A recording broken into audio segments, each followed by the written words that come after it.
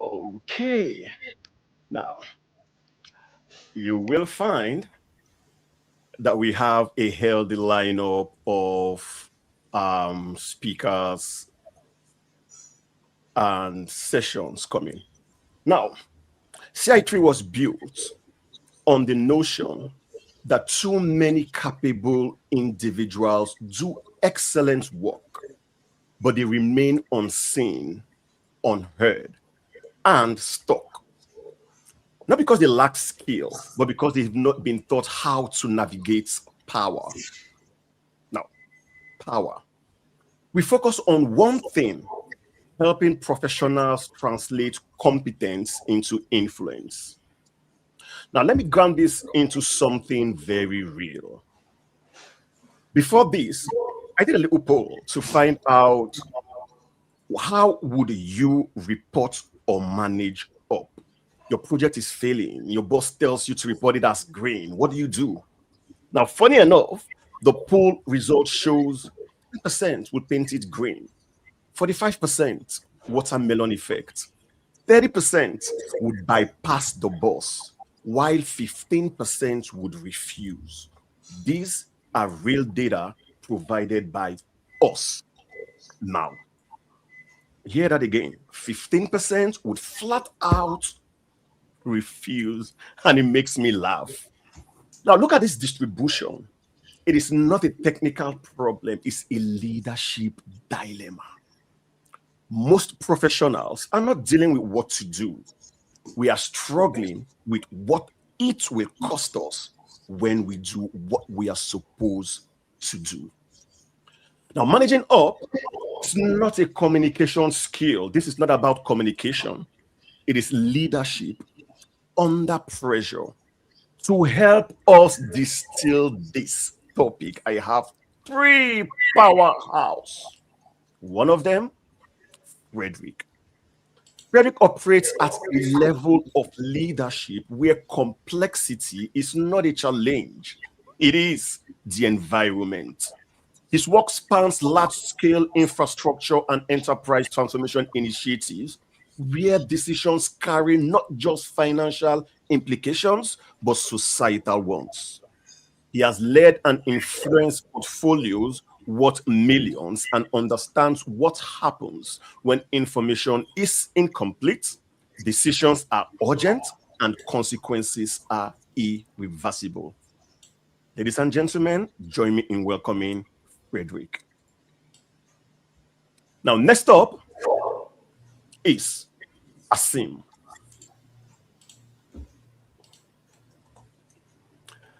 Asim brings the perspective of a builder. He has established PMOs from the ground up, led digital transformation initiatives, and worked across portfolios where execution is the ultimate test of strategy. He understands where reality diverges from reporting, where systems are designed to create visibility, but sometimes creates distortion. His experience will help ground this conversation in what actually happens between strategy and delivery. And Rose.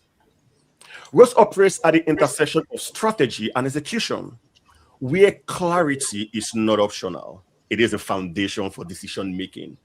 As a senior leader in PMO and governance, she has worked closely with executive teams, translating complexity into insights that leaders can act on. Her strength lies in making the invincible visible. Ladies and gentlemen, join me in welcoming Rose. Thank you. Now, I will start with something personal for the three of you. And in no particular order, I would like Frederick to go first, Rose next, then Asim on third. I want to start with something personal. Take us into a moment in your career where you had to manage upwards and you knew the situation was fragile. A moment where the truth you held had the potential to create tension, disruption, or even consequences. What happened? How did you learn from that experience? Frederick? Yes, thank you, Charles. Can you guys hear me okay? Excellent. So I have a couple of pivotal moments like that. And I think, first of all, I would like to clarify what I mean by managing up. It is not communicating up. It is literally influencing a leadership behavior that you know is going in one direction and you need to go in a different direction. And I think as much as project leaders tend to become better throughout their career at managing sideways and managing downwards in their team, managing up nevertheless always remains a very difficult subject. So, I have one good example there, which is a nuclear power plant built. So obviously there is extreme safety requirements to ensure that you don't build something, you don't take shortcuts, basically. And obviously when a nation has announced a certain deadline for a go-live of such a visible project, potential delays to the program might not be well perceived at all. But on the other hand, the moment you start taking shortcuts on the schedule, you start unsafe behaviors, which equally a country cannot afford. So I had a couple of difficult project review meetings where the reality of the schedule was saying something different than what everybody in the boardroom was actually looking forward to hear. And it does require resilience, I would say. It does require a lot of resilience to go with the right thing and to bring that truth in a manner that is actually, that can be heard by your audience. And that's the problem. The problem is those leaders that you are talking to, obviously they are in their leadership position because they know better. And it's not always easy for them to accept what you have to say.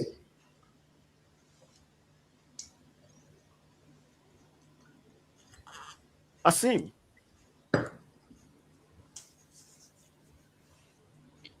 Hi there. Thanks, Dr. Charles. Yeah, let me share one of my experiences and one of the projects that we had been managing, and it was related to a mobile application development that we were doing for one of our clients, and we were running sprints, and there was a tight deadline from the client side, and the in the last sprint, the client requested us for a change in features. A new feature was requested from the client side, and we knew that if we are going to add that feature in our go live product, it is going to impact our timeline and it is going to delay the go live date for that matter. Now, if we had like mm, conveyed this message to our senior management in a crude form that the request has been received, but we are going to this is going to impact the deadline and we are getting delayed, it would have created tension right away, and the management would have definitely got tense, and we would have surely received the response from them in a negative way. So it's very important that while managing up, how we frame our message to the management, and in doing that, uh, I usually use a framework where uh, I call it as like first identify the facts, then identify the impact, and then give the options, and then share your recommendations. So I broke down this same scenario in terms of like identified the fact that there is a new request from the client, which is to add a new feature. Identified the impact that if we accept this, it is going to have a potential delay of 2 weeks in the delivery Mm. timeline. And then I gave several options to the management that, okay, there is one option that we proceed and extend the timeline to 2 weeks. But there is another option that we like postpone this feature to the later releases and tell the client that this is not going to impact the overall product. So we are going to park this request and address it in the next release. And my recommendation to the management is that we do the option number two, that is, we convey to the client that what is the impact, and we are definitely going to address this request, but in the later releases. So this was my recommendation, and by presenting the context and options and the recommendation to the management, they felt in control and they knew that okay, we have different options, and they made the decision. So I believe it's very important while we are managing up how we are communicating our message to the management. Thank you, Asim. So quickly, what a summary of what Asim said. Framing is important, and managing up is not about communicating up. They're different things entirely. Now, in framing, you got to focus on the facts, focus on the impact, focus on the options, and then finally the recommendation. Now, when this is presented in a framework manner, it kind of gives you some sort of credibility, right? Now, one of the things about managing up is the fact that you do not want to be seen to be trying to usurp the authority of your boss. Remember 48 laws of power? Rose. Yeah, thanks for that reframe. And I completely agree with what Asim said. I want to take you through a scenario where I am dealing with 5 VPs who are struggling with their own position within the organization. My responsibility was to bring a solution online. And this solution had to do with each of the owners of these VPs. They own 5 different work streams. The solution was a technical solution, and each of these VPs believed that their problem was the biggest problem. So when the technology was working on the solution, they had to prioritize their business line first. It was a period of tension within the organization because the new organization that had acquired this company was laying people off. So you can understand what is driving each of these VPs in their position. So let me ask you, if you were in my position, what do you do? That's a tough one. Right? I can see the look on your faces. So I want to introduce you to a model. It's called SCARF model. It is the way that you influence. The SCARF model was designed by Dr. David Brock. How is that spelled? Sorry, Rose. Scarf, just like a scarf. I should have worn a scarf today to help bring this to life. Scarf. So SCARF it's an acronym. First is status. The S stands for status. The C stands for certainty. The A stands for autonomy. The R stands for relatedness. And the F stands for fairness. So as I go through how I was able to work with these 5 VPs in this highly tension environment, I am going to be utilizing and explaining how the SCARF model comes into play. So status, I've already explained this says scenario, but let me explain to you what status means. Status, it means, do I have a sense of power or do I not have a sense of power?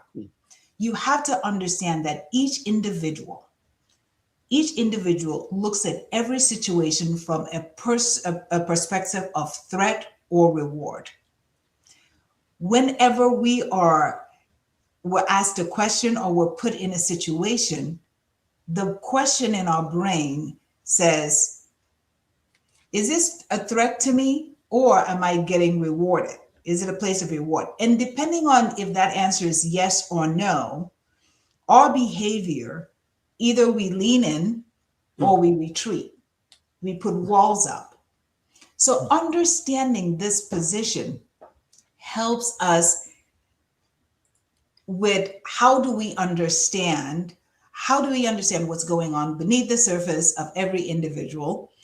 And it also helps us to know how we influence the person that we're trying to influence. Okay. So with these 5 VPs, what I had to do was to sit down and listen to them and understand where they are coming from. What is driving their perspective, right? Because then I can understand, okay, this person is feeling that their status is being threatened, or they are feeling a sense of uncertainty. Because so an example, like for us in project management, is if someone is asking you constantly for your status report, what's the status on this item or this project? It's not that they're trying to nag you. They are feeling a sense of uncertainty. I don't know what is going to happen next. And we all want to know what's coming up, right? So that's where that certainty element comes in. Okay, I'll pause you there because you talked about certainty, right? Sure. And I'll let you start with the next question. We talk about certainty. Certainty needs to be transparent. When you're certain about something, make it transparent so others know this is Rose's reality, right? Yeah. Now, that your reality may not be my reality. And the ability to stay transparent, because we all have different points of views. Think of the spectrum, right? Different colors emitting light, right? So we all have different perspectives, we all see different things. Let's look at it from an organizational perspective. Right. Most organizations often emphasize transparency as core value, respect. It appears in mission statements, right?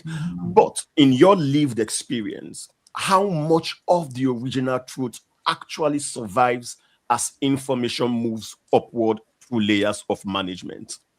Where do you see it begin to shift? Yes, I love that question, because if you have a moment, please look at my LinkedIn for an article that I published with the Project Institute in Ireland, the Project Management Institute in Ireland, and I call it the clarity vision. When leaders show up and have an idea, a vision, what is incumbent upon that leader is to, 1, be transparent with what they are trying to accomplish. And 2, they have to be able to communicate very clearly what that vision is. And 3, this is the hardest job. They have to be able to repeatedly repeat that vision as it cascades throughout the entire organization. Because once you have a vision in your head and you articulate the vision, and you've articulated one time, typically maybe to your next report or even a town hall, and you step away, there are versions of that vision that gets interpreted as it moves down the layers of the organization. And what tends to happen is the last person who's actually executing on this so-called vision is executing something potentially something completely different than what the CEO had in mind. So what I posit is that the CEO has a responsibility to regurgitate, to repeat that vision several times over in different layers of the organization to ensure that that vision is clear. This helps them to achieve the outcome that they are targeting. Thank you for that, Rose. I like to add something to that. I think every CEO should have champions for visions, right? We have change champions that help embed the change. Every vision to survive needs champions within different missions, different departments that will run with this change. Dr. Frederick, what's your take on this same question? Where do you see the shift?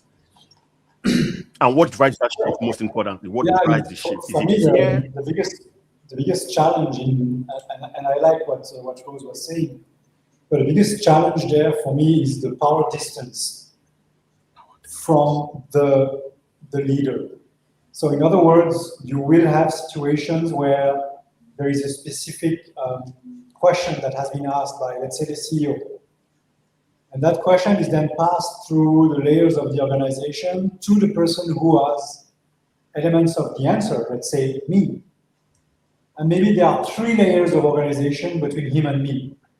But I can guarantee you that that question will be watered down and will be reinterpreted 3 times. When it comes to me, I am not sure that I actually understand the ask. And I do not have access necessarily to the CEO to clarify.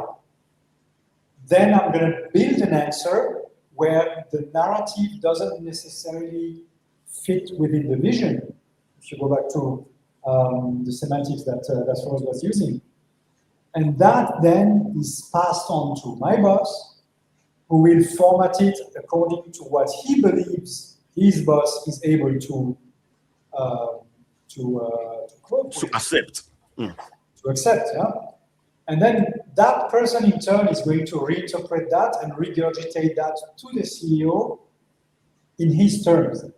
And this chain of communication that is completely broken down in both directions means that it could take potentially, and you know, I'm speaking from experience, having lived this situation several times, it could take 6 to 9 months to actually close that communication gap after many different meetings, whereby the CEO would be irked not to get the answer to his simple question. Okay, bring me that guy, Fred. And then that direct communication with the CEO clears the noise and you can identify the signal. And it's absolutely not the question that was asked in the first place. So I think, you know, it does take some leadership courage from the leaders at the top of the organization to accept direct contact from the people who actually have the information. And if you want to know the reality about a project, you need to know who the project manager is. Go talk to that person. Let me add a question to that, Dr. Fred, before I pass it over to Dr. Asim. At the scale that you operate, at the scale of mega projects where decisions carry massive consequences, what is the most dangerous distortion of truth you have seen? Not theoretical, real. The most dangerous. I have a couple of experiences that off the top of my head, that makes me laugh, but I'd like to hear your thoughts on this. What is the most dangerous distortion of truth at the level that you operate, that you've seen? Well, that I personally have been involved in. There are numbers of, you know, there is always those conversations that are held in leadership meetings about culture. And culture is a very tricky animal because, you know, you can have a customer-centric culture, you can have a safety culture, you can have a, you know, work balance culture and so on, but most often when you start mixing them, they're mutually exclusive. And sometimes you got to keep people honest. And, you know, when something like safety starts disappearing from the narratives and be replaced by other attributes like, well, we need to be cost efficient. Well, fine, but what about safety? No, but safety is underlying. Safety first, last, but it becomes something that sounds not genuine. And those conversations are very difficult because you need to keep banging that drum because sooner or later an operating company kills people. I see Dr. Asim nodding. He's desperate to get on this question. Dr. Asim, take it away. Yeah, I completely agree with Dr. Frederick about like what he mentioned about power distance and like the communication of the values and mission statements and everything from top down, and then something coming from bottom to up as well. And what I've noticed is that it's kind of like sometimes, as Dr. Frederick mentioned about the culture as well, that it is derived from the type of leadership style that the leaders are taking. And I've noticed in some cases that the leader on like on the face of it, they are saying that they are very transparent, they are very friendly, but whenever things turn south, they get really angry and they show their true colors. So it's kind of like leadership style that sets the tone of the culture in an organization. And sometimes it happens that the same person who in the beginning was telling you the truth transparently starts hiding it. And after certain experiences, negative experiences with the management, they start manipulating the truth as well. So I basically see that people usually, because there is one thing is data, and then data is framed into some like a kind of information, and then frame after that data is framed, it formulates the perception, and the perception leads to the decisions. So in this process of converting data to framing to perception, which leads to decisions, uh, there comes a barrier of fear in the team members that they start to mold the outcome or the representation as per the liking of their leaders as well. So this is my take on that. I like the way you put it. Data frames perception, and perception leads to decision. So the easiest way to influence the decision is to influence the data, because that would create the perception, influence the downstream. I love the way you framed it. Now, Couldn't that be scary though? It is. And that brings me to a question on transparency, right? If transparency is so valued, why do so many systems quietly reward the opposite? Rose. I would say it's individual. Yeah, let's talk about what you said earlier, and then tie in your question on transparency. If data frames the transparency or frames the narrative, data frames perception leads to decision. Yeah. And it leads to decision. I think that's a scary position. Yep. Because then you have people manipulating data. You have people manipulating data to tell the story that that's why we talk about the watermelon effect, right? Where people deliberately that is absolutely true. And I think the narrative drift is a symptom of a culture that fears failure. And we have to reframe that. I think each of us on this call, and each of us, anyone listening to this, it is our responsibility to step up and set the culture. Set the culture that allows for us to not look at red as an issue, but as a signal that we need intervention. That allows us as individuals that make an organization, that we actually possess the power to affect change. So look at it this way. I'll give you an example, like pharmaceutical industry. they're running testing on a new drug. And the testing indicates that, oh, this particular drug could have a harmful effect. But if greed is what is driving the undercurrent of this organization, they can tell the scientists, hey, you know what? Let's just hide that data that shows that this drug is harmful, because there are profits at the end. Do you see? I see you guys nodding. Do you see where I'm going with this? So if data drives the narrative and that narrative drives perception, we are all in a peculiar place. And I am voting that we need to step up.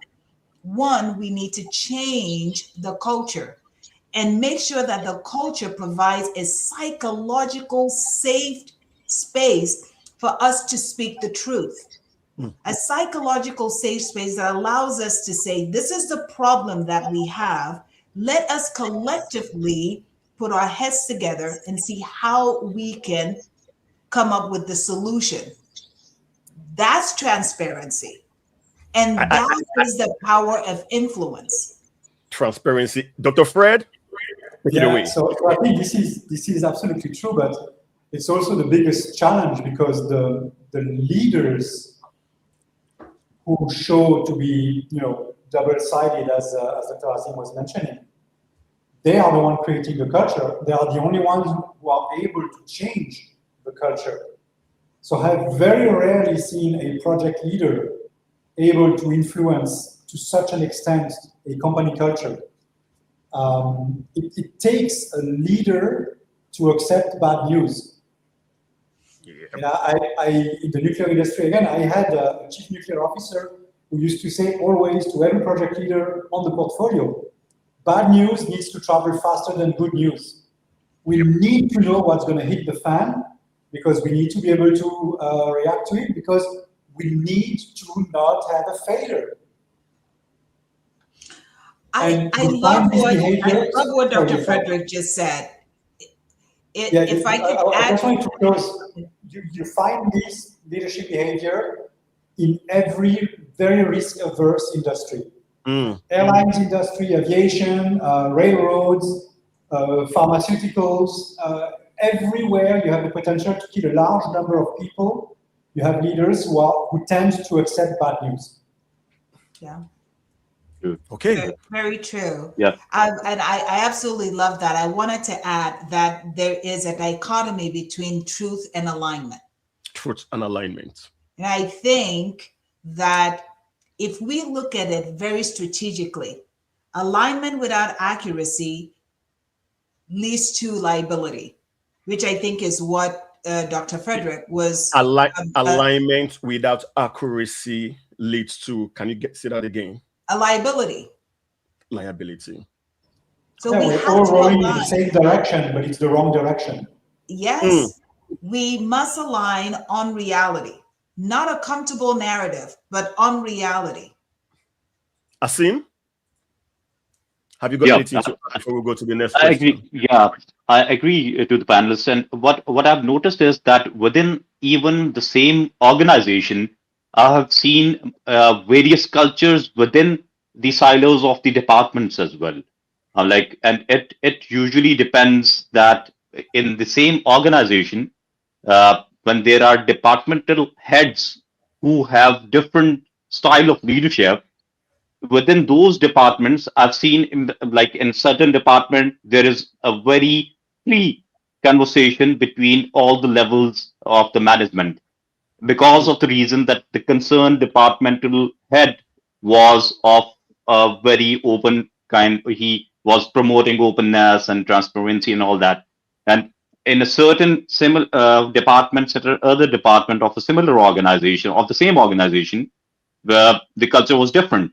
So it's one thing is that there's a culture across the whole organization, and then there are levels. And answering to your question, initial question, that there is a certain level where the truth starts breaking, and it's kind of like, and this basically, as the other panelists were mentioning, that it is due to kind of the leadership style of the management who's creating a culture within a department or within the overall organization as well. And Asim, I'll let you pick up this thought with the next question, right? About the time when you were faced with a difficult choice between maintaining alignment with leadership and presenting reality. How did you assess the situation? I know Rose initially mentioned the SCAF model. What factors influenced your decision, and what were the immediate and long-term consequences of the path that you chose? Yep. Asim.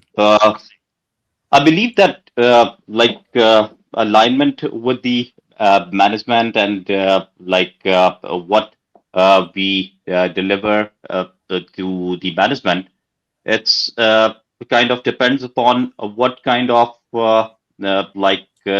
data or what type of information that we are communicating to them. And if I understand your question clearly or accurately, you're talking about integrity and alignment with the Yep. uh, yeah. So Yes. I believe it's very important that we remain in sharing our information. We have to prioritize integrity, but it's not only integrity. You can present the same data in various forms. So with integrity, you have to understand how to present your data, because what I understand is there are three levels of data. What I usually talk about is like one is raw data, then the other one is structured data, and the third level is decision ready data.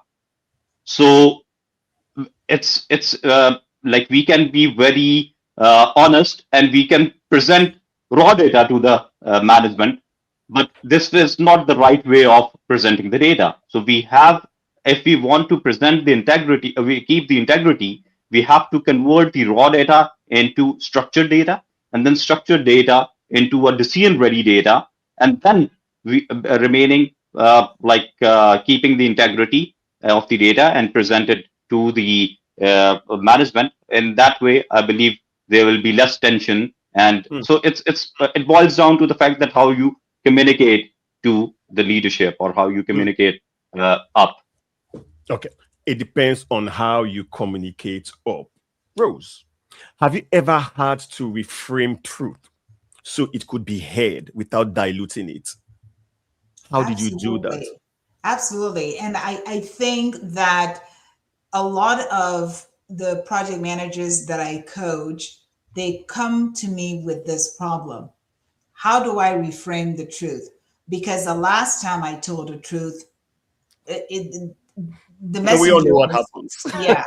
yeah.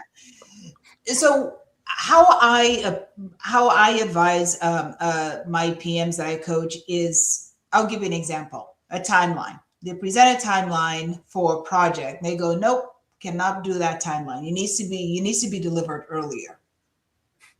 The project manager knows it cannot be delivered earlier because they've already done the work, and they've done different projects that are similar, and this is the timeline. So how do you deliver that? The idea is really not to say no, because this person, this leader, is predispositioned to not hear the word no, right? And you don't want to look like you are being insubordinate to your stakeholder. This is how I advise. I say, hey, to accept this timeline. So let's say you say, okay, the project is going to be delivered in a year. They go, nope, it needs to be 4 months, right? That's okay. So you have to respond. It's like, okay, to accept this timeline, we have to accept the risk of the quality of the final delivery, right? So you're not saying yes, you're not saying no, right? To accept the shortened timeline, we also have to accept the risk of the quality of the final deliverable. We need to decide which of these two strategic assets is the priority for this quarter. So what that does, I think that actually brings us back to part of the SCAF model, because you're also talking about relatedness and certainty. absolutely. What it does, it puts the power of the decision back into the executive's hands. while you, the project manager, remain the strategic partner who identified the friction. And I've done this. I've done this several times with executives, and they go, "Nope, Rose, it needs to be this." I go, "Hey, we definitely can look at it that way. This is the risk that comes with that." And you present the risk, and they go, "Oh, I never thought about that." Okay, and then so that comes with going back to the SCARF model. They feel autonomy. They feel a sense of having to still be able to make a decision. Okay. And you, the project manager, you show up as a strategic partner. All right.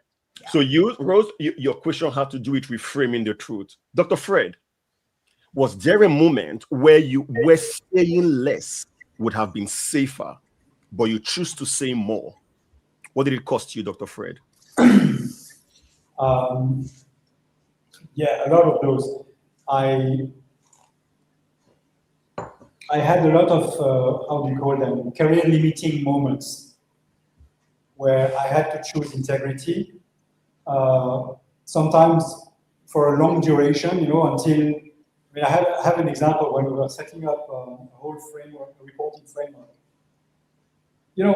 When there is no controls in place on a very large, soft, like we're talking operational readiness, soft portfolio of projects, and suddenly you start putting those controls in place, everything is red. Everything is right? red. Because nothing was monitored before, and then everybody was sort of running in their own direction on their own timelines. So anyway, you start monitoring the portfolio, and then suddenly 85% of the portfolio is red. No, we need to change the process, we need to change the framework, we need to change the metrics, we need. No, what we need to is to hold the line, and we need to correct the problem so the reds become green organically, not because we reduce the threshold. And that tension that everybody is mentioning on this discussion, it is palpable and it is real, and it will always appear however you frame your communication, whenever the truth that you're bringing is not aligned with the vision they wanted to hear. So it's very easy to communicate and manage upwards when they wanted green and you bring them green. But when they wanted green and you bring them red, it is what it is, And then you have a choice. You have the choice to say, well, I don't really know what color it is. And then you don't say it's red. But you're shooting yourself in the foot, because sooner or later, somebody will remember that moment where, as a project leader, you valued your integrity and you valued the accuracy and the transparency and the reality of the project over your own safety.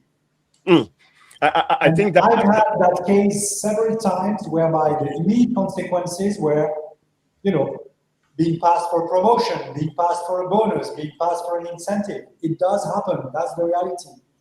Yeah. But then 2 or 3 years later, there is a new job offer that comes because somebody remembered, look, if you have a difficult portfolio, that guy, he will keep you in check.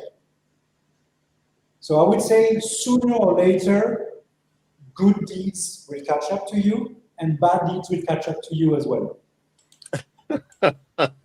Sooner or later, good deeds will catch up to you, and bad deeds would catch up to you. I think that's a good segue for the next question, and I'll leave it with you, Dr. Fred, to start with. When a leader gives a direction that you believe may lead to the wrong outcome, how do you reconcile your responsibility to that leader with your responsibility to the organization and the outcome itself? Now, this question is coming from a place of personal experience. Recently, I was leading a transformation for an organization as part of the consultancy team, and we had new leadership coming in. And one of the leaders in the current organization that had information that the new owners would find very useful kept that info. And I remember asking him in a one-on-one, I'll use Rose as an example. Rose, why are you not sharing this information with the new guys? You know what his response was? Oh no, Charles, I gotta stay loyal to my current employees. If I give the new guys all the info that they need, guess what? When they come in, they would see me as not a trustworthy employee. That stopped me in my tracks. Because in my head, I was quickly thinking, ethics, responsibility, truth, transparency, and you have information that these new folks need. Frederick said something. Sooner or later, good days catch up, bad days catch up. Guess what? The new leadership came in. It didn't take them less than 2-3 months to find out the worth of the guy who held info from them. And this is someone that is rising, lots of good potential, credentials, a senior director. It's the cost of a wrong decision. That brings me to the next question. When a leader gives a direction that you believe may lead to the wrong outcome, how do you reconcile? Because in that situation, I kept thinking, what do I say to this guy to help him know his role in this transformation? Frederick. Well, I think, each individual, you mentioned that word, it's a very strong word, the word loyalty.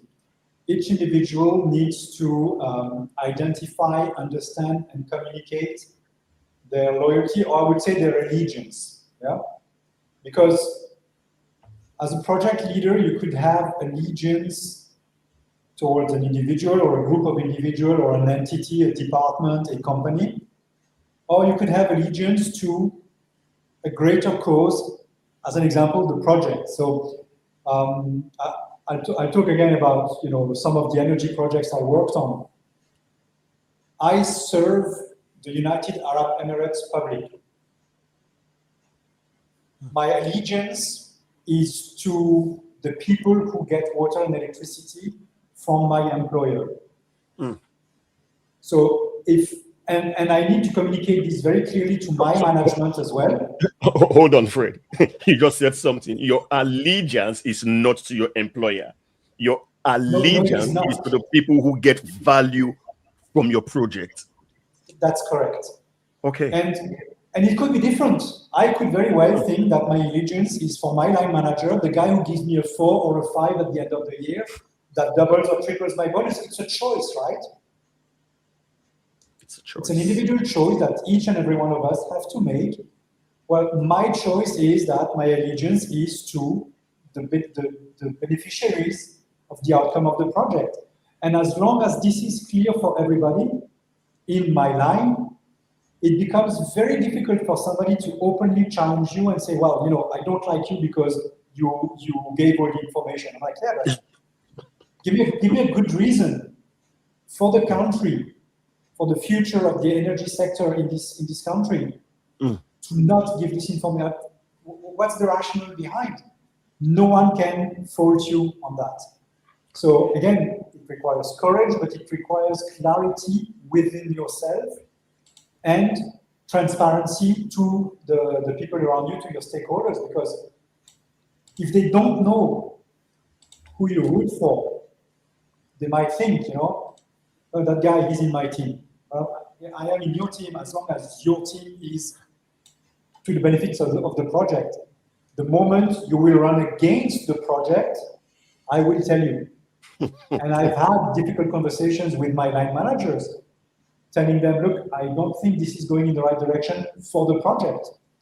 Now, I have a duty to tell them. I have a duty to try and convince them. And if I cannot convince them, I have a duty to document my diverging opinion. And in the nuclear industry, there is actually a formalized process to capture diverging opinions, so that individuals can actually voice their concern and protect themselves from any future liability. And then I have to make a choice. Do I want to continue on that project or not? Or not. Yeah. So I've had the case several times where I tell my line manager, this is my kitchen. And they kindly reminded me, it's your kitchen in my building. You have to accept that, right? You have to accept. Now, Fred said something that deeply, deeply resonates with me. My allegiance is not to my organization. He knows he works for an organization that provides value to the public sector, to the citizenry.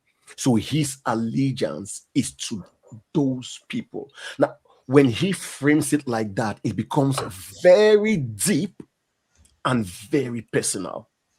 Managing up requires courage, requires clarity, requires transparency as to where your allegiance lies. That is so deep. Asim.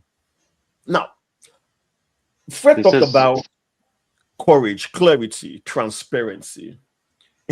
Have you seen loyalty weaponized to silence truth? Has anyone weaponized loyalty just to make an example of Asim? So Rose does knows how not to be overly loyal in the future. Have you seen loyalty weaponized to silence truth? loyalty recognized to silence truth. No. Have you seen where Mm, loyalty was mm, weaponized to silence uh, truth? Now, this is still in line with when a leader gives you a direction that you feel may lead to the wrong outcome, right? So, yeah, as yeah, all right. yeah. I can remember one of the scenarios that or experiences that I went through during the time of uh, pandemic when it was kind of a situation where we were implementing one of the projects, ERP rollout. It was the ERP upgrade project, and at that point in time, the corona has just erupted. It was like not. It was the initial phases of that time, and we had a risk identified, and we had a steering committee meeting coming up where we had to present the status of the project, and we had to commit on the go live date for the project. And I had identified a risk on the project, like go live, where there was one of the consultants who had to fly in from UK, and I highlighted the risk that this person, this consultant, may not be able to travel because of some travel restrictions that might happen. Because at that point in time in Saudi Arabia, and like in many countries, travel restrictions were not there at that time. So I was putting this in the steering committee presentation when my the management said that okay, no, why are you highlighting this at this point in time? Why it's not it's so far, and we don't have such a challenge in our country right now, so we should remove it. Then I had to highlight and convince it to them that okay, this is a big risk because later on, if that happens, it is going to impact our go live date. Mhm. And if the travel restrictions are in place and somehow the consultant will not be able to travel, then we will face with this difficulty. And then, the management earlier was resisting, and then I told them the fact and then the impact, and then gave them the options that if we don't highlight it right now, then in the next steering committee it would might have occurred, and we might face resistance at that time. So I convinced the management in that way that they have to be transparent. So, I try to understand where that leader is coming from. What was his intention? He wanted to present something or hide something to save the outcome, and I aligned my goal with the same outcome Mm. and reframed how I am coming from and or where I am coming from. So it's kind of like reframing. Yeah. I say I want to bring you back to my question. Loyalty. Now, let's put it in perspective. You were loyal to the project, right? And you respectfully challenged the leadership, right? Now, what would have happened if that loyalty to the project as opposed to loyalty to the management, if it was punished? Have you seen a situation where loyalty was punished? You were loyal to the project. You, like Frederick said, my allegiance is to the project, not to the organization. Have you seen that punished, where allegiance to a project over allegiance to the organization leads to Yeah. someone being punished? Have you seen? Yeah. Sorry, there's just maybe that, before you answer that question, there's just one point I wanted to make. Is in probably 95% of the cases, everybody is aligned. The organization's allegiance is to the project. Yes. Every leader in the organization has an allegiance to the project. So you will never actually see a manifestation of a misalignment. But sometimes it does happen, and this is where this clarity is absolutely critical. Perfect. Yeah. And I totally agree that and this is where the challenge comes of managing up, that you are faced with such scenarios where you have to take a lead and it may be punished by the management. As Frederick mentioned, that you come up with such situations where you face the punishment, but it is in the short run you have to accept that. But always in the long run, they give you there's an advantage of being or displaying integrity. So, this is my experience. Great. Okay. Now let's move to understanding power and decision making. We've talked about integrity. We've talked about transparency. Rose, as at the senior level, decisions are rarely made purely based on data. I know we've talked about data forms perception, perception leads to decisions, but we all know that sometimes we make decisions that are at variance with what the data is saying due to maybe battle scars, experience, foresight. Now, what actually shapes decision making in executive environment? We know it's not just data. Rose. What shapes decisions in the executive environment? Yes. I think Apart three from data. things. Good. I think three things. One, it is a clarity to which the information is delivered. Clarity. Most executives fear cognitive overload. So what I coach people to do is to think about cognitive ease, clear messaging, reducing friction between idea and decision. Cognitive ease. Absolutely, cognitive ease. The second is the power of clarity. So the first is, yes, you have the data. Second is the risk. And third is the recommendation. So putting it very clearly, this is what the data says, this is the risk, this is the recommendation.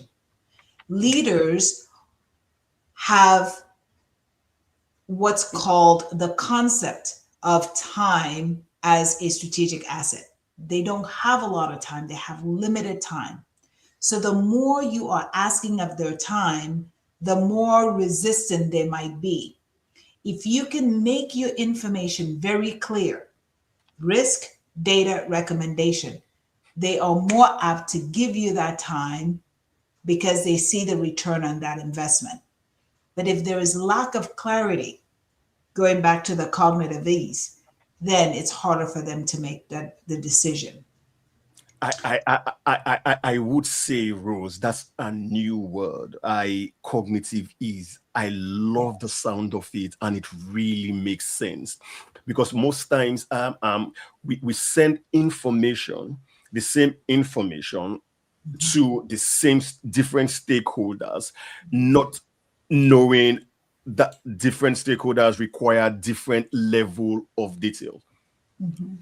I've been guilty of it. I actually lost a job, almost lost a job at one point in my career because I was providing too much information to a stakeholder who didn't care for that information.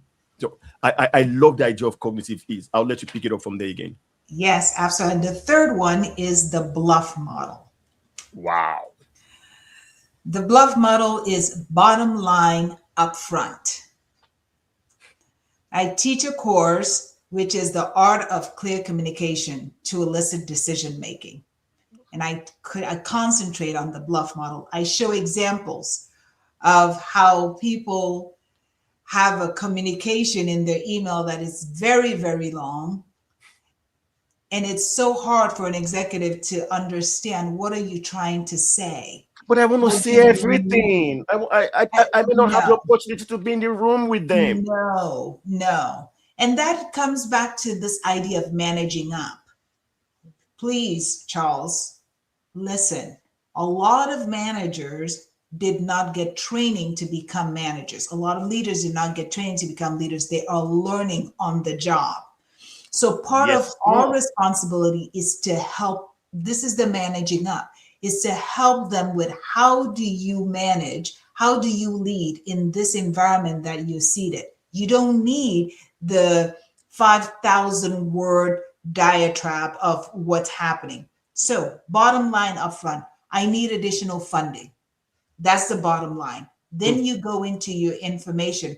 We need additional funding for this project because X, Y, and Z happened. This is the risk.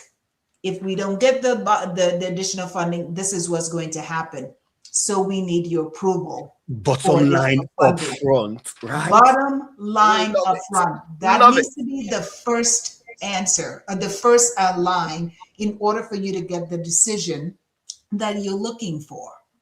So those are the three: bottom line up front, cognitive ease, and the structure: risk, data, and recommendation. Now, you see, I tell folks that when I put together these fireside chats, I really don't care who attends. They are for myself because I'm a student of life, right?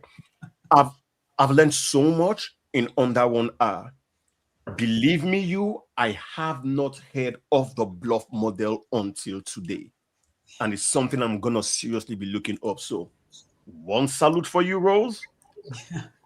And I'm going to give you a bonus.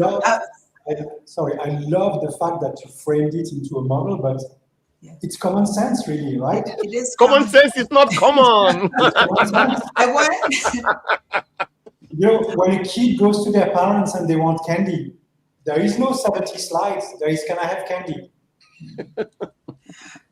But I want to give you meetings, I shortened because of the bluff model. I never put a label on it. But you start with, that's what I need, that's why I need it, that's what's going to happen if I don't get it. Absolutely. And the 70 slides that would have led to this question are not even looked at. It's like, okay, Fred, I trust you've done the homework. Yeah. I'm going to go with that. Here you go. Frederick, you're absolutely right. And it has worked. I've coached so many project leaders through this process, and they come by, they go, oh my goodness, it worked. Bottom line up front. I take a 30-minute meeting and it's done in 5 minutes, where you're trying to get an executive to make a decision. 5 minutes. Where do I sign up to be coached by you, Rose? I'm going to put the link. I'm going to put the link later. I was going to give you a bonus. I said 3, but I'm going to give you a bonus one. And the bonus one is the pre-wire. The pre-wire is this: you have a decision that needs to be made in a room by leaders. I know a lot of people, and I preach about it, about incessant meetings, but the pre-wire is the meeting before the meeting. I hate those. It is critical. No executive wants to be blindsided with a decision they have to make in front of other people. True. So if you are going to need a decision, or if you're going to deliver bad news, we talked about the truth earlier, have that pre-meeting. Pull that stakeholder aside and say, hey, we're about to go into a meeting tomorrow, what have you. This is the lay of the land. This is the issue. There's the decision that's needed. Give them that ability to absorb cognitively what is about to happen. Let them think on it. When you then walk into that meeting, let's say it's a 30-minute meeting, I guarantee you, you will have that leader on your side making the decision that aligns with where you needed the decision to go, right? Because you did the pre-work, the pre-wire. I call it the pre-wire because you're pre-wiring the brain to understand what is about to happen. You're getting it ready. You're getting it ready for what's coming. You're getting them ready. They're not surprised, because when you're thrown, put yourself in the executive's position. If you're thrown with a decision just like that, you need time to absorb this information and think through it. So if you pre-wire before the meeting, you are guaranteed higher success.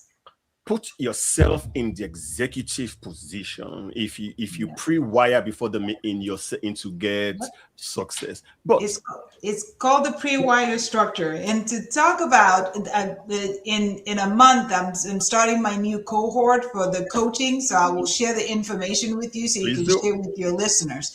Because I bring project managers together to talk about the issues that they are facing day to day.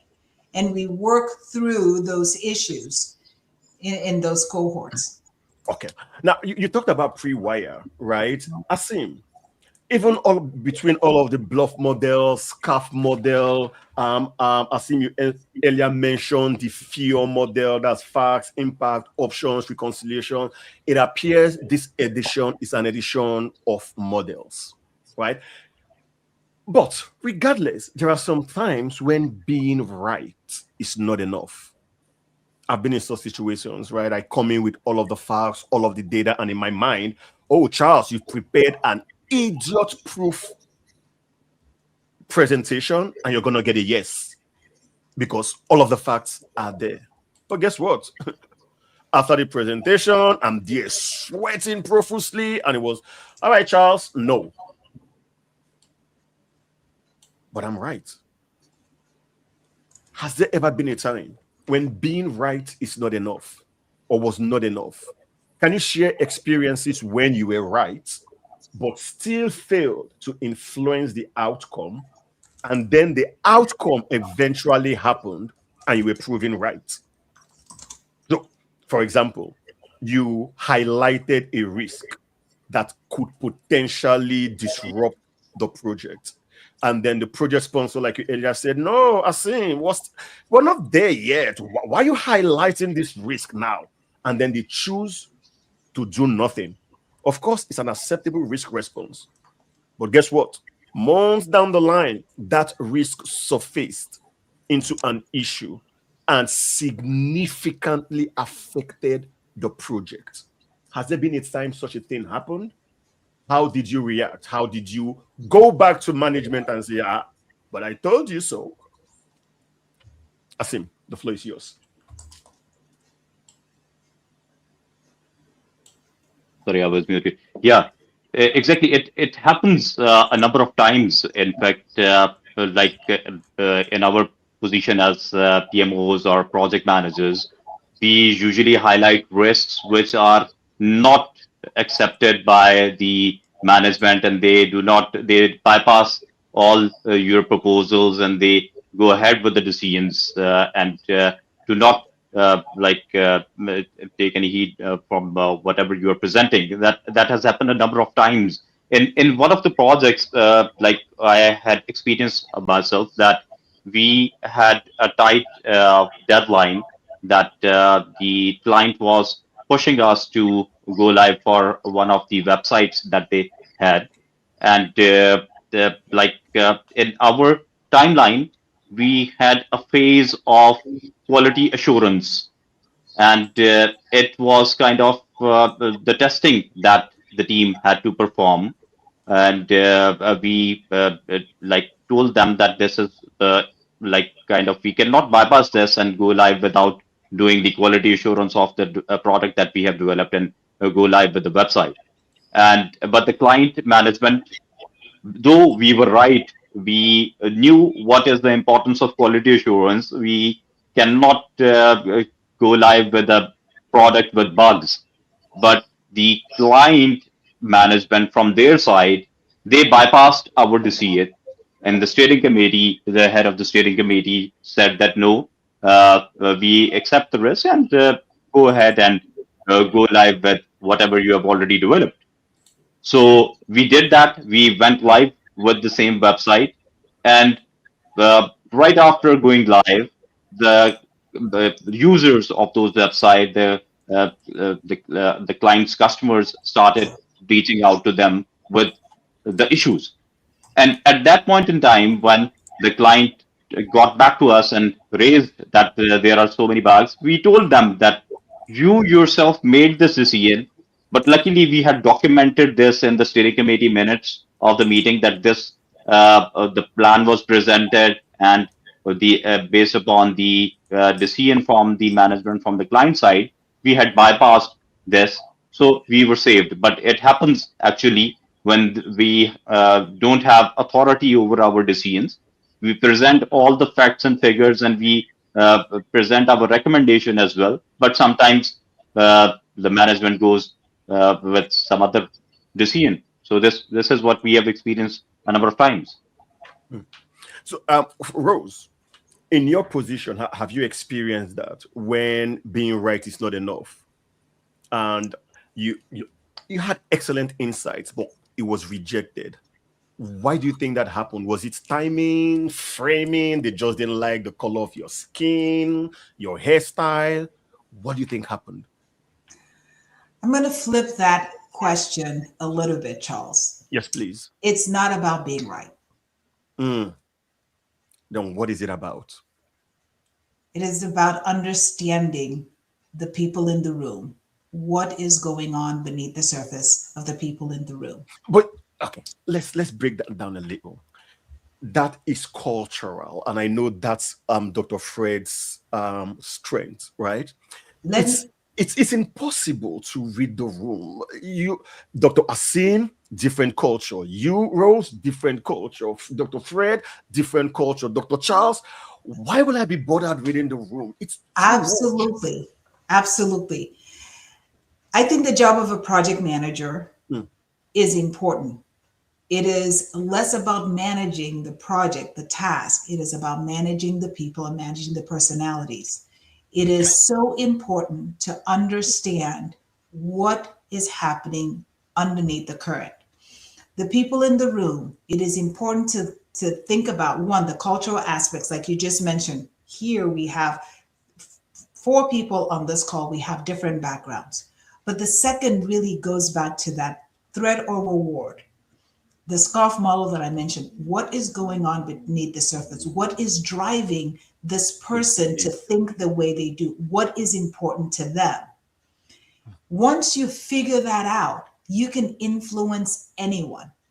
I think where I coach most of my project leaders is don't make it about yourself, because the minute you try to say, well, I'm right and it has to be my idea, that is a recipe for disaster. That is a recipe for not getting your project to move. Because at the end of the day, our remit is to move our project from point A to point Z, to bring that transformation along, right? It's not about Rose, it's about the outcome that we're trying to achieve. People will rarely disagree with you if you align with their outcome, if you align with their vision, if you align with what is important to them. I think Asim mentioned this earlier. I found out what was important to them and I tried to align with that. That is the key, because most leaders are not going to be that prevalent in disagreeing with you as a person because you present the data, or they will be more prevalent to disagree with you rather than, hey, we have alignment. We want to build the Taj Mahal, right? All of this is about achieving that objective, to build the Taj Mahal. The minute you position yourself in alignment to that shared objective, that shared outcome, it's you're guaranteed more success. So something you said that I want to reiterate, right? When you talked about project leadership, and Dr. Fred has mentioned this also in passing. Project leadership, project management, whatever we want to call it, is mainly about managing two outcomes, right? What I teach my students. As far as I'm concerned, I stand corrected. Project management leadership is built on two foundations. On one hand, you've got stakeholder management or ego management. On the second pillar, you've got communication. Communication, the glue that holds the stakeholder together. Every other thing revolves around how you communicate, what you communicate, when you communicate, to who you communicate. Yeah. That's what project leadership is, and you've reinforced that. However, Dr. Fred, sometimes, even though you are right, you can't choose to be deliberately quiet. So silence can be used as a weapon. I see you raise your hand, Rose. I see Dr. Fred scratching his head. I see him nodding. It appears this is going to be dicey. No, I don't think you should ever be silent. No. I think if you have, if you do not have anything relevant to add or to say, obviously staying silent rather than saying something that is inaccurate or doesn't add anything to the debate is probably a better approach. But to the initial question, does it matter to be right or not? No, it doesn't matter. But if you're right and you stay silent, that's a lack of integrity. So again, it goes back to your personal accountability. Can I challenge you? If you're right, and you've always been right, and you've been speaking up, and you're tired of speaking up because all of the times you spoke up, nothing was done, and now you choose to be quiet. How is that a loss of integrity? I'm just protecting my space, my peace, so I can sleep well at night. If you keep saying your truth, and you get tired of it, change jobs. You're not cut for project leadership. Change jobs. Because where's the threshold? Are you going to get tired? Charles, come on. Are you going to get tired the 5th time, or are you going to get tired the 50th time? Where do you draw the line? We have to draw the line. Am I going to get tired? Don't draw the line, but keep the "I told you so" in your pocket, because nothing ever comes out. I tried it, huh? Nothing good ever comes out of the "I told you so." I documented the risk, and that's very important, right? You see a risk, you document it. Don't talk about it. Put it in the system. Let somebody from the steering committee reject the risk in the system. Because then in 2 years' time, people start pointing fingers like, what did that happen? But Fred didn't raise the risk. But hang on a minute, it's in the system. I raised the risk, somebody else rejected it. So keep it documented is what you're saying, regardless of the outcome or potential outcome. Keep it documented. Rose, I saw you frantically wanting to jump on this. Now is the opportunity. Jump on it. I love this discussion, and I wanted to give a shout out to one of our listeners online, Seppo, who said a few things. One, I think he was responding to what I was saying earlier. Seek to understand before you try to understand. Which is one of the principles of the 7 Habits of Highly Effective People. So I wanted to give him kudos for recognizing that exactly. And that's what that is. Understanding the map of their world before you find a wedge to influence decision. So that's the point that I was, alignment to the point I was making earlier. And he also mentioned something along the lines of what I talk about. He said, sounds like it works because of commitment and consistency. Yes, you are absolutely right, Seppo. this is hitting on my thesis on what builds trust. What builds trust is consistency, transparency, and empathy. Consistency is predictability. Mm. As a project leader, if you are consistent over time in how you communicate, how you show up, then your stakeholders will begin to predict this is how this person is.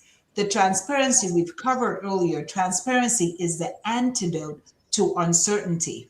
All of resistance comes because of uncertainty. A leader, an executive is uncertain about the future, is unclear about the future, is unclear about what is this going to cost. So being transparent is that antidote to the uncertainty.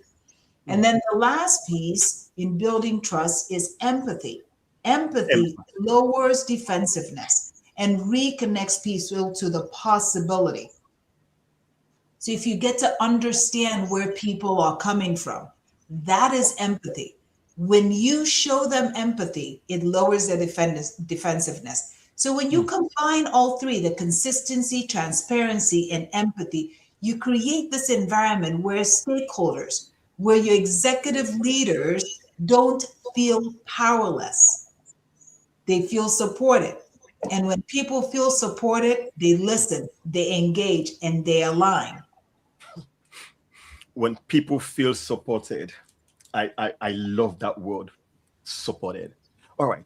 Now, the ultimate tragedy is not the oppression of the bad, but the silence of the good. Dr. Frederick said, do not keep quiet. Asim, let's talk about the practical mechanics of managing up. What does managing up actually look like in practice? Yeah. I completely agree with Dr. Predick on this point that uh, project managers or PMOs don't have this option of remaining silent. I mean, like, no matter how many times you have identified something, you have to keep raising up your voice, and you have to keep on mentioning your point of view to convince the management. So this is really very important to take into account. And managing up in practicality, what I consider is that it is basically enabling your leadership to make better decisions. And how Mm, can we do that is by, as Rose had mentioned, that it is done through clarity, it is done through alignment, and it is done through proactive communication. I mean, like, we have to ensure the message that we are conveying to our management, or while managing up, we are being very clear about our message. And are we aligning with them in the right way? And are we doing it proactively? Because the timing of communication is very important. It's not like we have to keep waiting for the right time, where we have to be, because sometimes it happens that the things happen and then you start reaching out or to the management and start highlighting some things. It's better to be proactive. If you see some risks in the project, it's always recommended to highlight it as early as possible. So I clearly very much of a proponent that of managing up. It involves alignment and communication and clarity with that, with the management. alignment, communication, clarity.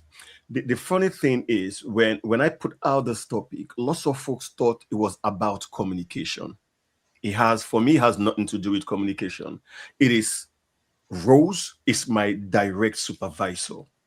How do I prove to Rose that I have the ability to probably sit in her shoes and take decisions in her stead without her feeling threatened?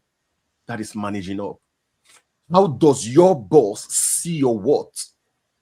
Rose mentioned threat in the past, right? Because people react to changes from an aspect of either threat or reward. So if I want to become a VP, I really need to start looking at how can I start managing my VP?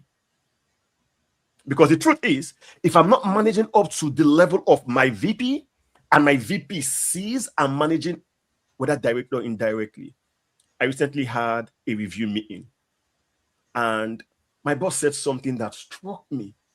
He's like, "Oh no, Charles, I didn't see all of the managing up you do on your review." And I was shocked. He's like, "No, you really have to add it there." I'm like, "For real?" He says, "No, yep. All of the unsolicited advice, all of the XYZ that you do, how many times you've called me out of the blues, not on your calendar, and you said do X." So what that told me is I'm actually doing the right thing. We complain a lot about opportunities. Opportunities will nearly never be given, or it will be given to those who are trusted. I would always say to folks, and that is the truth, my truth, it may be different for Fred, it may be different for Asim, it may be different for Rose. I've seen that relationship is valued much more than competence. I can groom competence. I can send ChatGPT or Gen AI or build you an agent to help you become competent. But we value relationship. Whether give Asim project director because I know him than give Fred, even though I know Fred is more competent. It's easier for me to manage Asim than Fred. So what is the practical mechanics of managing up? Fred, what does it look like in practice? Well, you're absolutely right. You have to build relationship. And there are parts of the world where it's more important and parts of the world where it's less important, right? And there are countries where it absolutely almost doesn't matter what relationships you build because it's all about facts and it's all about the report and it's all about the reality of the project. And there are parts of the world where it's all about the relationship and the truth that you are bringing almost becomes secondary. And so your ability to actually build a relationship with those individuals becomes extremely critical to your ability to influence. So you need to understand how they tick, not just at work, right? You need to understand hobbies, you need to understand family, you need to, I'll give you an example. In the Arab culture, so in this part of the world, between Arab people, they don't call themselves necessarily, when they know each other, they don't call themselves by their names. They call themselves by the name of their firstborn. So you would not say, Mr. CEO, you would say Khaled, the father of Khaled. And that interjection means you know the guy well enough that you understand who his son is. And if you are parachuted in this part of the world as an example and you are not aware of those truths, you will come and you bring your reports and you bring your data and you bring your facts and insights. And there is one guy in the room who went fishing with the CEO last weekend. And that's it, your report is out of the window because no one will listen to it. So the ability to actually read the room, understand your audience, and connect with people. And it can go through, many different aspects, and very rarely related to work. So I think you need to go a bit beyond just work to understand who the people are. Managing up means going beyond work to understand who are those that you'll potentially be managing. What are their interests? What are their quirks? What are their passions? How can you help feed their interests, feed their passion, feed their quirks? What can you do to advance their own visibility? That's part of managing up. I'll give an example before I leave. In one conversation, Mhm. There is one guy who's, I had the case like a couple of weeks ago in a retreat. There is one guy who happens to be a bike rider. You know, the guy is a local, so a local in the UAE, he's wearing the Kandura and everything, he's very reserved and everything, happens to ride his Harley Davidson every weekend. There's another guy who's passionate about barbecuing.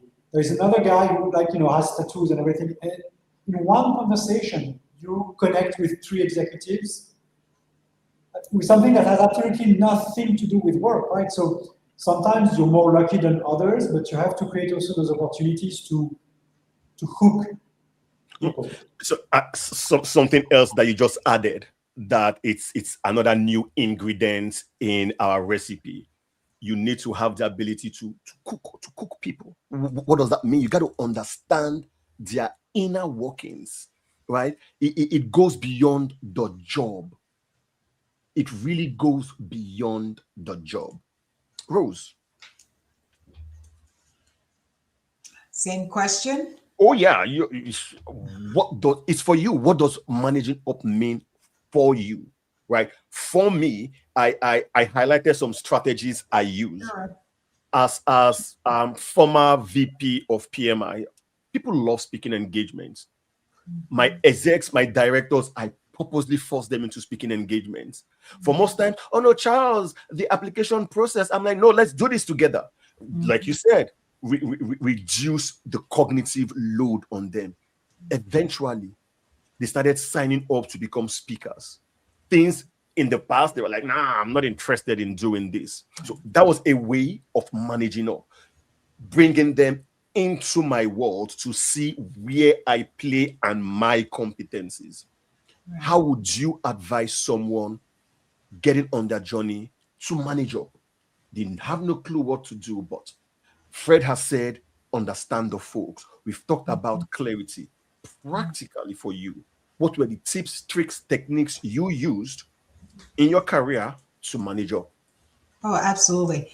I think one of the biggest compliments I received, which I did not know was a compliment at the time, is when I sought feedback from someone who was working on my project. And the feedback I sought, I'm always trying to do this, get a 360 feedback. What are people saying about me when they say, Rose James, what do you hear? Right? And she goes, people say you manage up. And I was like, I didn't know what the phrase meant. You know, like, and so as I began this journey of mine into leadership, I finally understood, oh, so I've been doing this, so that's what they meant. Key, understand and align to the goals of your leader or your stakeholder. If your stakeholder is passionate about moving the moon from one hemisphere to the next, align to that goal. We all want that person who we feel that we're equally yoked. That's how our brain works. Anything outside of that, we see that person as not in alignment with us. Think about the friend you have. Why is that person your friend? Because you think alike, because you have shared interests, because you see that friend aligning to your goal, helping, supporting your goal. That is the biggest and easiest way, or practically, how to manage up. If you have a new boss, find out what your boss is passionate about. Find out what your boss's goal is. Align to that goal. Your boss wants to make it to be VP.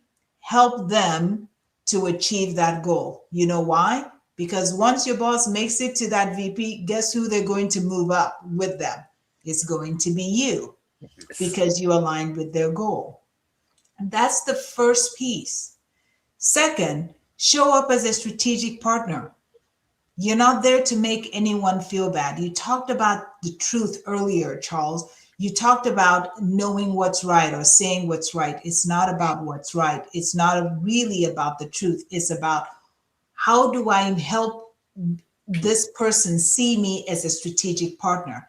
How do I frame what needs to be said in a way that allows them to receive it, to be able to make a conscious decision? So those are some practical ways to manage up. But I've seen that lead to over enthusiasm, and I've seen that also born, right? Where in the drive to become a strategic delivery partner, you overdo, right? Because when we talk about managing up, sometimes it could also mean, like our poll result said, going above your boss to your boss's boss, right? Yeah. Because sometimes you feel Fred is not hearing me. Let's not do that. Let's not do that. At what point should you go to your boss's boss? I as think part of what we managing up? need, yes, I think what we need to do is to work through the boss. See how you can influence your boss It's not working. I've to tried. partner with you to sing. And that's the crux, Charles. That is the crux. Why is the boss not listening? I won't mention the specifics, but I once had a boss who, as I'm preparing documentation for the board, said, let's not show that we have this debt, I've heard that a lot. right? Let's not show that we have this debt. Yeah. Well, I really cannot do that. But I had to understand, I'm not going to say if it was male or female, I'm not going to say that I went behind that boss to their boss to say, this boss is telling me not to do that. Now let's shift this question, because this is deeply personal, not just for me, but for a couple of my colleagues. Okay. Right? At what point, Fred, Asim, Rose, is it okay to go to your boss's boss? Now, please don't tell me it's never okay, because we talked about because that would be a little bit at variance with silence. But we said don't keep quiet. I've spoken with facts. I've sent emails. At what point do all right, I'm going to go to my boss's boss? At what point? I think it's always okay with a couple of caveats. It's always okay. It's always okay, because the thing is, we all work on the same project. Why would I have to withhold information from my boss's boss? I work for him. My boss works for him. Exactly. So, but you need, to go back to Rose's point before, you need to establish a certain level of trust with your boss so that he understands that sometimes some decisions are timely. And I don't have time to go through 5 hoops. I need this information to be made a decision upon by the CEO or by the leader or whatever. Have you ever done it? Have you ever done it, Fred? Have you ever gone above your boss to your boss's boss? Yes. How did you do it? I CC'd everybody in the loop. Okay. So I didn't go behind their back. But I said, look, I need you to have this information now. I don't have time to, follow the chain of command, and this is what needs to happen now, or not. But I need you to have the information. And I can't really remember a single time where it really backfired on me, because first of all, I only used it with parsimony, and as I said, I didn't go behind the back of anyone. I kept everybody in the loop, just to make sure that my boss's boss knows my boss is in the loop. And I'm not hiding stuff. And and every time, let's say, the CEO came directly to me, bypassing my boss, in my response, I was making sure to put my boss back in the loop. So he knew, well, he's not doing stuff behind my back. I don't have anything to fear from that person. I can trust him. Yeah. You have no fear. Asim. I'll come to you last just because you said don't do that. Asim, have you ever had to report to your boss's boss? Because for me, that's also part of managing, right? If I've got now, why do I say that's part of managing? Remember this situational leadership model, right? There is coaching, there is delegating, and in my books, coaching is bi-directional. It could either be from the top down or from bottom up, right? So if my boss, who could be my boss, and in my opinion, there are certain things I think I know better than him, and I provide these recommendations in a non-threatening way, and I see it affecting the overall goal of the project. No, I've seen this happen. This actually led to a research on sponsorship when your sponsor is not your sponsor. And someone asked, that's not true, Charles. Your sponsor is always your sponsor. And I'm like, you haven't worked in complex projects where your sponsor is acting as an anti-agent of the project. Asim, in managing up, have you ever had to report to your boss's boss? Why? What did you do? What was the outcome? Yeah, I take this question in the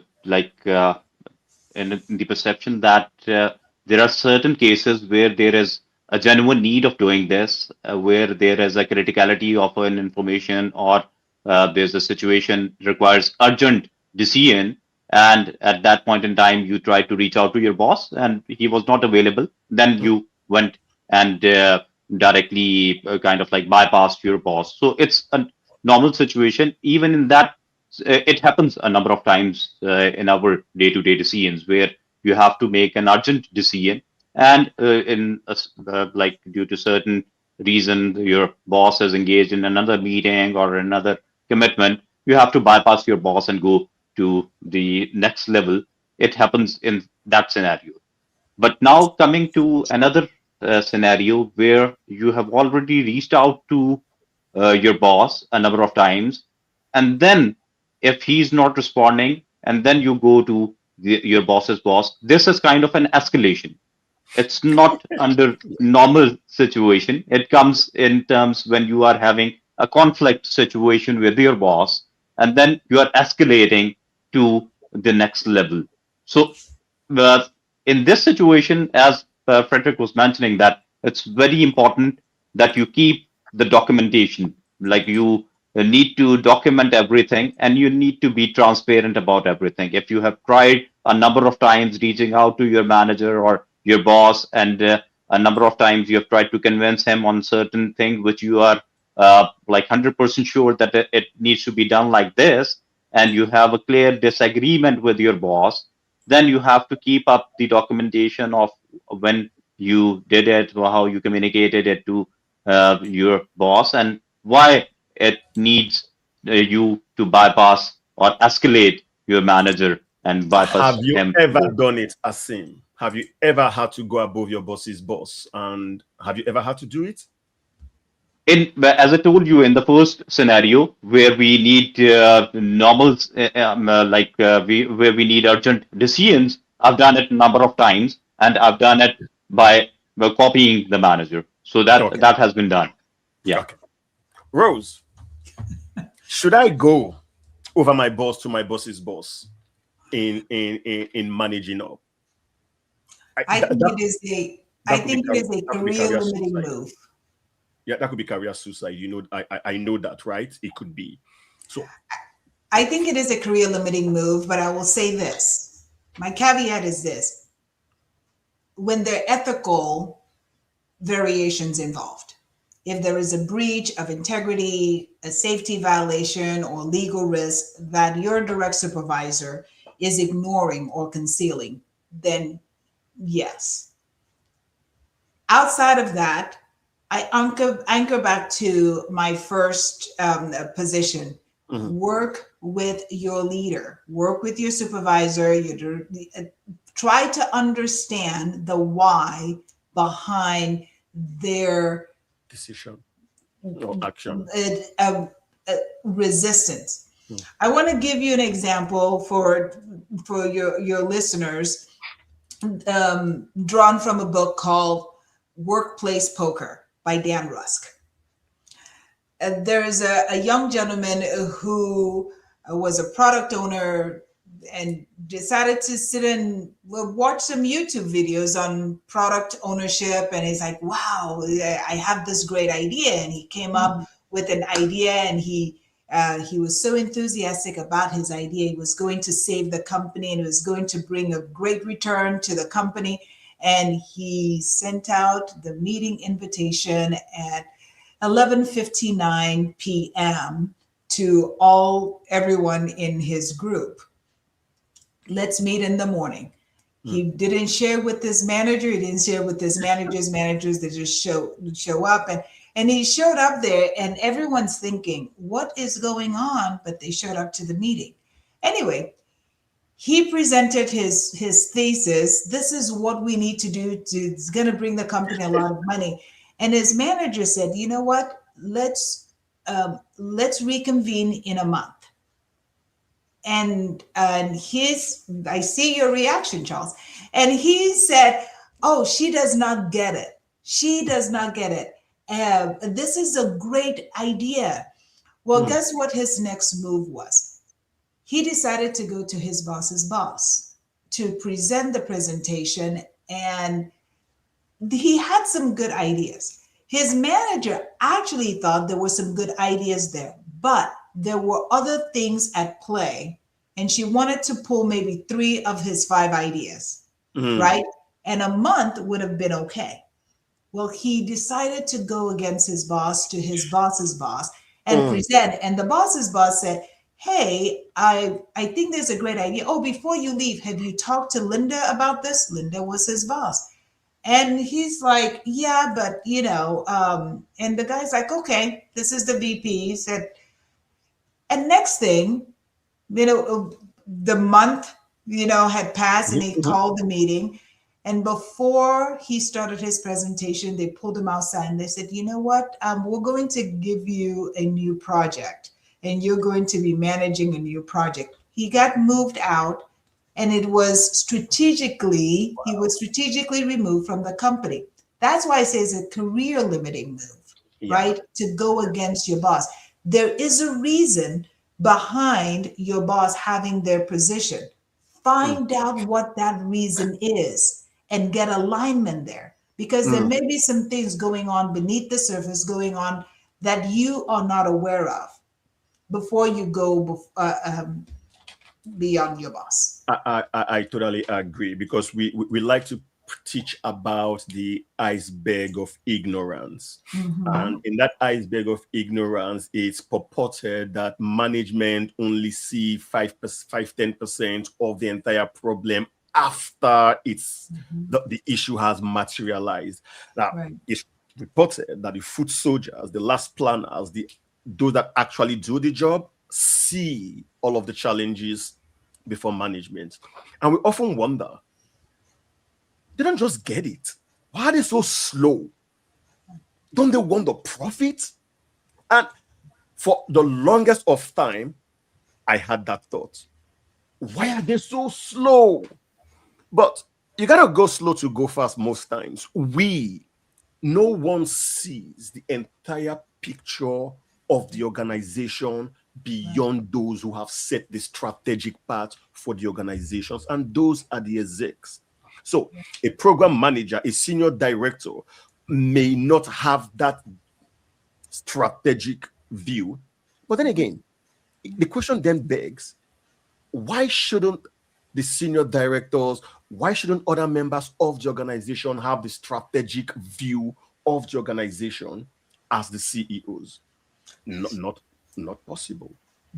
No, it's not always strategically feasible for that to happen. That's the word.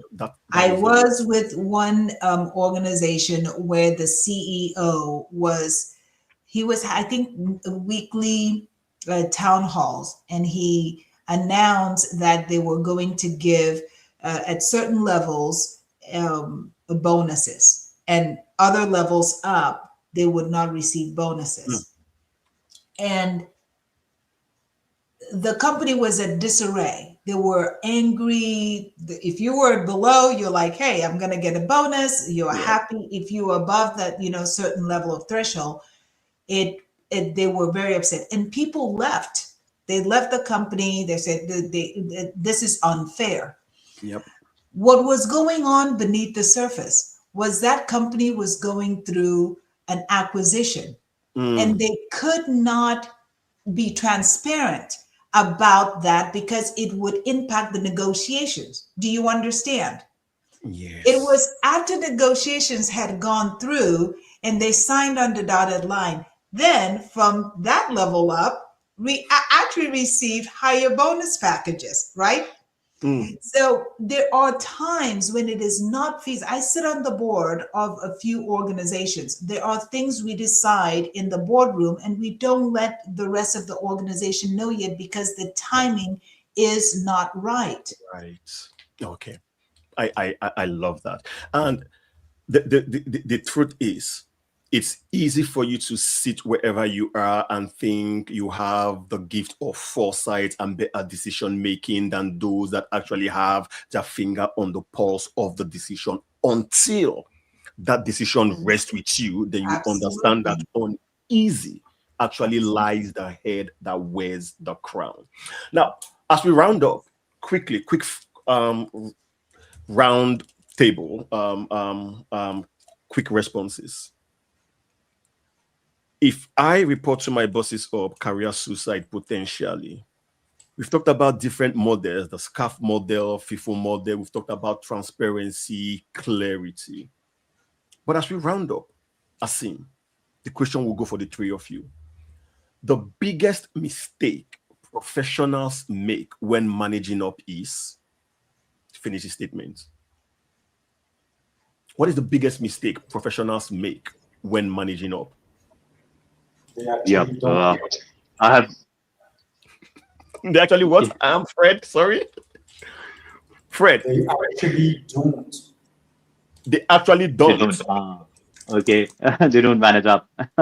Yeah, that's a good one, exactly. And also, what I've noticed is in a number of times, people don't know how to present the message to the management. In fact, they do not frame their message in a right way. They are being honest. They have integrity. What they think is that it's enough to share all the data with the management, but it's the management does not need more data. They need a decision-ready information, which is presented in a very structured way to them. So it's I've noticed it a number of times that people bombard their management with lots of data, lots of information. Instead, what they should do is they should ask or they should present the information in a decision-ready way, give the options as we talked about earlier, give the facts, and then the kind of the context, the options, and then your recommendation as well. If you follow that kind of method of communicating to the management, it's taken in a positive way. Otherwise, if you give lots of data to the management, they will not be able to make the right decision, and it might backfire as well. Rose. I think Kasim took my answer, so I have to pivot to something else. I think that we have to think about this as a mistake: the comfort of alignment versus the friction of truth. Comfort of alignment versus friction of truth. Yes. Love that. A lot of times, as this is also an area that I coach project leaders on, is how you communicate with certainty, the language to which you use to communicate. If you use hedging language, well, I think, I'm not sure, maybe, those fillers reduces your position. You don't sound confident. You don't sound as though you have the answer. What a leader is looking for, like I mentioned earlier, they are managing time. And they are looking for you to distill the information, synthesize the information, and bring it to them and say, okay, you have option A, option B. Which one do you want to go with? Because what that does is you have positioned yourself as that strategic partner. And you reduce the cognitive load, making it easier for this executive to make the decision by saying, hey, this is what we have. This is the technical debt, or this is the strategic debt. This is the risk. You have two options, and this is what happens with option A. This is what happens with option B, and place it in front of them to be able to make the decision. I think that's the mistake that I find most, not just project leaders, just most people make. In terms of managing up. Dr. Fred has already given us his answer. He said they don't. Yeah. To elaborate, a lot of people think they're managing up, and they're actually not managing up. They're barely communicating, but they are not influencing or understanding or supporting in any shape or form. So they're failing at managing up, right? They claim they do, or they think, they believe they do. But we've demonstrated today that it's a very complex art, managing up. And I would say maybe one of the mistakes that people are making in general, they are not necessarily being open about who they are. Because as much as it's important for you to understand your executives, it's also important for your executives to understand who you are and what you are about. Because then when I storm into a room and I'm being very vocal and, it's my personality, right? But if they understand who I am and what am I about, and the fact that they have no single more loyal supporter of the project than me, I'm not here to make anyone look bad. I'm not here to fault anyone. And I'm here to serve the project. And if the project goes well, all of us win. If the project goes well, all of us win. As we close, I would like each of you to leave us with just one thought. One. What is one principle or mindset that leaders should carry with them when they find themselves in situations where truth is difficult to express? One thought. One principle, one mindset that leaders should carry with them when they find themselves in situations where truth is difficult to express but necessary to share. Dr. Fred. I have one. We see the world not as it is, but as we are. Ooh, I love that. It's not from me, yeah? We see the world not as it is, but as we are. So our perception shapes our reality. That is deeply profound, Dr. Fred. Thank you. Asim, one final thought. Yeah, I think it's important to tell the truth whenever, even if the situation is difficult. Integrity should be there. I mean, like this is the basic principle that you should stick to in any situation, even if it's difficult to tell the truth. We see the world as it is, as we are, rather, and that brings us back to integrity, right? Telling the truth. Not as it is. Yeah, telling the truth, but telling the truth in a way which is acceptable to the management as well. Because there is a way to tell the truth. You do not have to. You have to always frame the message in the way to the management. So integrity is the basic principle, but how you communicate, that is very important as well. Integrity is the basic principle. Last word, Rose. I really like that. So I'm going to pull on the thread that both Frederick and Asim had shared. I think from this point, it is when the friction of truth meets comfort of alignment, right? That's what we're talking about. And sometimes most people default to silence, which I don't think that's always the right strategy. And so to influence without authority is the kicker. Moving to how you deliver the message. So how do you do that? I think first is that pre-wire that I mentioned earlier. prime the brain that bad news is coming. And then secondly, I want to draw on the thread that Asim just shared. I'm going to call it your reframing. So let's just say there's 90%, there's something is 10% fat free, but it's also 90% full of fat. So you can choose how you frame it. It's 10% full of fat, or 10% fat free, or 90% full of fat. Therein lies is the same information. Half full or half empty. Right? Exactly. It is the same information, but it's your delivery of the message that is critical there. Okay. I want to thank the three of you profoundly for doing justice to this uncomfortable topic. Because managing up is not about courage alone. It's about judgment, timing, and awareness. Because the truth, when delivered without consideration, can be dismissed. But the truth, when delivered with precision, empathy, compassion, becomes influence. And influence is what transforms competence into leadership. Have a good afternoon, everyone. Happy Easter if you're Christian, and have a great week. Dr. Fred, Asim, Rose, thank you.